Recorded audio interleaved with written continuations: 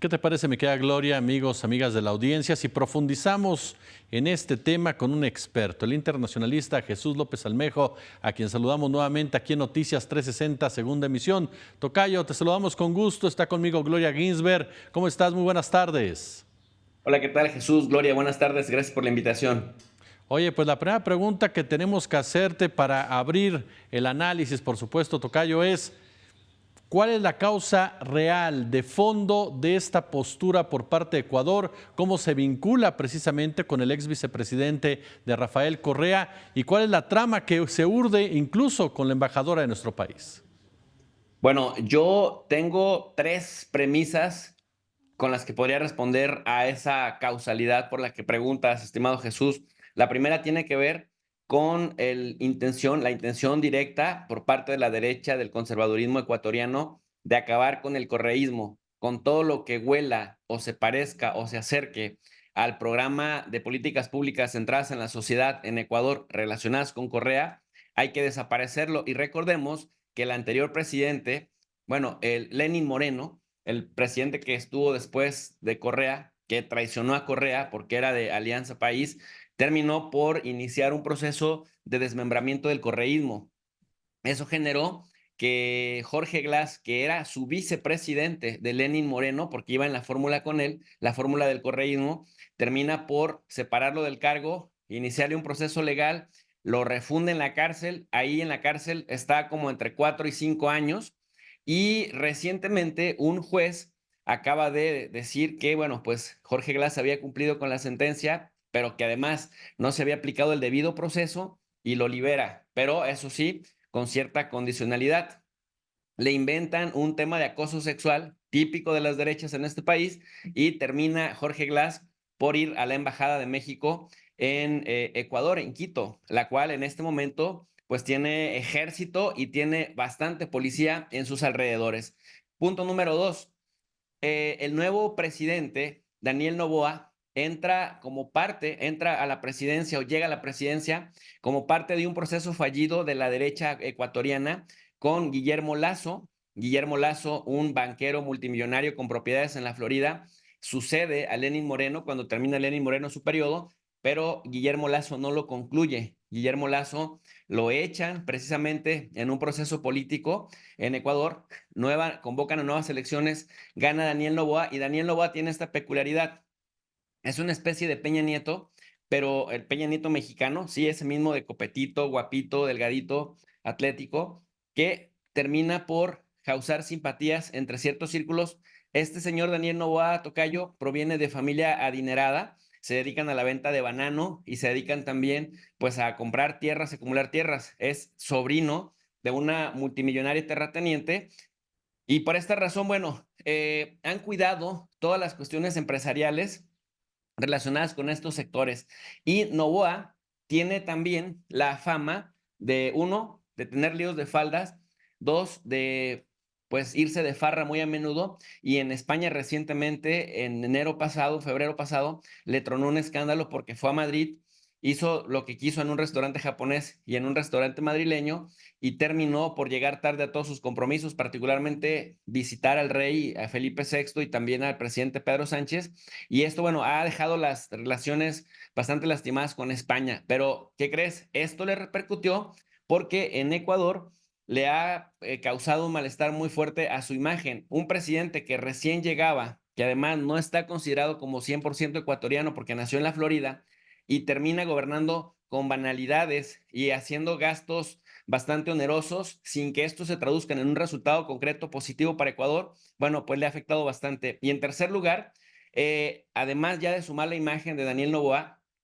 ha declarado el Ecuador un estado de conflicto interno. ¿Qué significa? La concentración de los poderes policiales y militares para aplicar o replicar una especie de modelo Bukele para combatir a las pandillas en el Ecuador.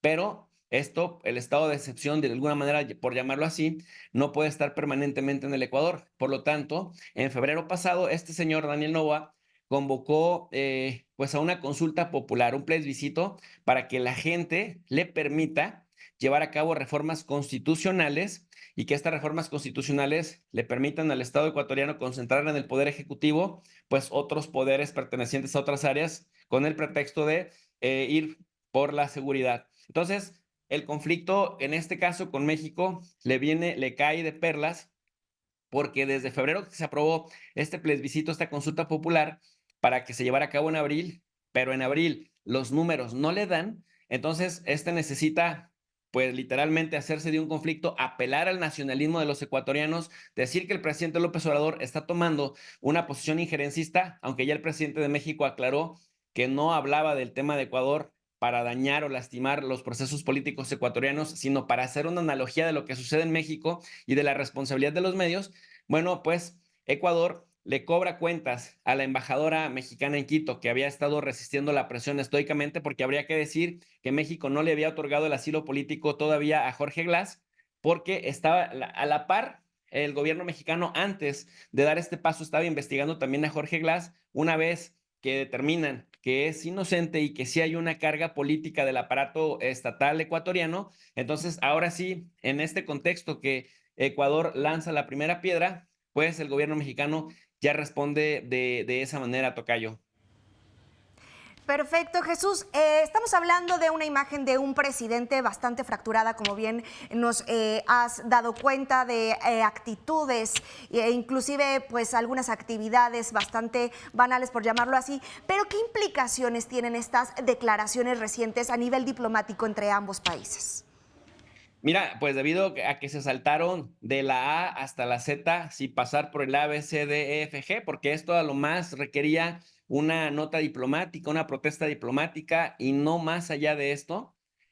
López Obrador, por su parte, ha dicho que no se van a romper relaciones, al menos no por parte de México, que incluso los programas de becas a estudiantes ecuatorianos, programa de apoyo a ecuatorianos en México, tampoco se les va a tocar, digamos, ningún centavo y que, por el contrario, tampoco va a pedirle, digamos, esto que es muy común en la diplomacia, Gloria, la reciprocidad. Es decir, que si tú me haces esto, yo te devuelvo en proporción. México dice, no, para pelearse se necesitan dos y al gobierno ecuatoriano en este momento le urge pelearse con alguien. Digamos que el más próximo para hacerlo es el gobierno mexicano y el gobierno mexicano no está dispuesto, digamos, a seguir escalando el conflicto. Lo que sí ha anunciado que oficialmente se le da asilo político a Jorge Glass. Y es que, mira, aquí viene un detalle muy importante. Ecuador ha tratado de ser supuestamente muy formal en las demandas o en las peticiones que le hace a México. Cita el artículo 3 de la Convención justamente sobre asilo diplomático de 1954, de la que los dos países son signatarios. Pero ojo, aquí viene una trampa, porque dice que no es lícito reconocer asilo a personas que previamente hayan sido inculpadas o procesadas en forma ante tribunales ordinarios. Parece que Jorge Glass pasó por ese proceso. Jorge Glass cumplió, el ex vicepresidente de Correa, perdón, de Lenín Moreno, cumplió con este proceso, pero el artículo 4 de esta misma convención, a la que México citó hoy en esta boletín que se hizo público, en esta postura pública por escrito, México se apela al artículo 4, nosotros lo hemos estado insistiendo desde hace como un año más o menos, corresponde al Estado asilante la calificación de la naturaleza del delito, de los motivos de la persecución. México no le dio asilo luego a este señor, a Glass, estudió su caso y ahora ha decidido conceder el asilo político y además cita el artículo 4. ¿Qué procede? Que Ecuador, al ser signatario de esta convención de 1954, tiene que emitirle un salvoconducto y permitir que Jorge Glass se vaya a un tercer país seguro. En este caso puede ser México, quizá Argentina o lo que ya decidan en su momento. Pero Ecuador, en respuesta, ha llevado al ejército y ha llevado a decenas de policías a resguardar la embajada mexicana al estilo de lo que hacía el Reino Unido con Julian Assange en la embajada precisamente ecuatoriana hace algunos años, hasta antes de que Lenín Moreno lo entregara a la justicia británica. Y bueno, pues esto va a escalar dependiendo de lo que Ecuador lo escale, porque México ha dicho que responsabilizará a Ecuador de lo que le pase a su embajadora, que tiene que salir antes de 72 horas, o al mismo ex vicepresidente Gloria. Mi querido Jesús López Almejo, maestro internacionalista, tocayo, te agradezco mucho estos minutos en donde engalanas el espacio de Noticias 360. Hombre, muchas gracias. Fuerte abrazo para los dos. Muchísimas gracias, un gusto. Y bueno, continuamos con la información y es que un tribunal colegiado concedió al extitular